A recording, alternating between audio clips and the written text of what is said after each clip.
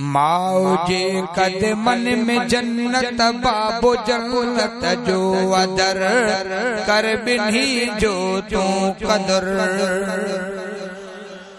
माओ जे कदमन में जन्नत बाबो जन्नत जो अदर कर बिन्ही जो तू कदर।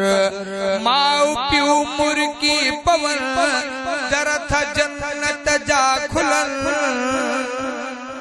माओ प्यू मुर्गी पवन दरथ जन्नत जा खुलल। हज मेरे जो समर कर बिन्ही जो तू कदर। माओ जे कदमन में जन्नत बाबो जन्नत जो अदर कर बिन्ही जो तू कदर। माओ जे दुआऊं घुरे हर मुसीबत थी टरे। हर मुसीबत थी टरे। जे घुरे जन्नत मिले त चुम अमड़ जा पेर। जे घुरे जन्नत मिले त चुम अमड़ जा पेर। वारो कर वक्त थी वेरी छॾ तू वेर। मंदा कढी छॾ मन मां जेके माउ सर खे मेर। बुधी हाकिम जा शेर सिघो पर चा वञी अमड़ के। माओ जे दुआऊं घुरे हर मुसीबत थी टरे।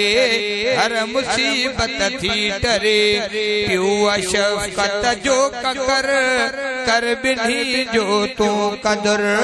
कर बिन्ही जो तू कदर।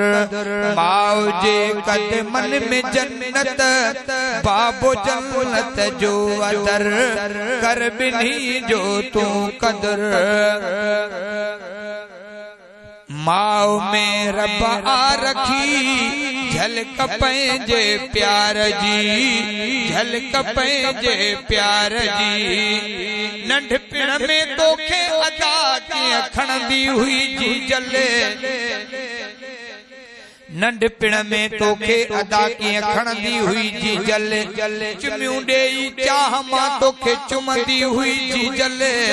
छा खपे तोखे बचा तोखे चवंदी हुई जी जले। नंढे बुढ़े जवान खां तुंहिंजो पुछंदी हुई जी जले। हाकिम खणंदी हुई जी जले। चुमियूं ॾेई चाह मां। माओ में रब आ रखी झलक पंहिंजे प्यार जी। झलक पंहिंजे प्यार जी। प्यू शफ़क़त जो पेकर कर बिन्ही जो तू कदर। कर बिन्ही जो तू कदर।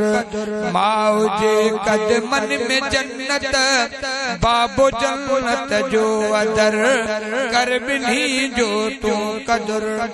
मज़ो अचे तो सुभान अल्लाह पियो कर। रब जो कर यार भओ माउ खे उफ भी न चओ। माउ खे उफ भी न चओ। अबे अमड़ जा पिटियल हुते पिनंदा था वतन। अबे अमड़ जा पिटियल पिनंदा था वतन। टुकर जी हू भोर ले हुते रुलंदा था वतन। हाकिम सड़ंदा था वतन सर्दी गर्मीअ में सदा। अबे अमड़ खां अदा जंहिं पिटायो वा पाण। कसम खणी थो चवां से भोरा थिया भाण। अदा अबे अमड़ साण कयो चङाई चाह मां। रब जो कर यार भओ माउ खे उफ भी न चओ। माउ खे उफ भी न चओ। बाबे जो मन पियो आडर कर बिन्ही जो तू कदर। कर बिन्ही जो तू कदर।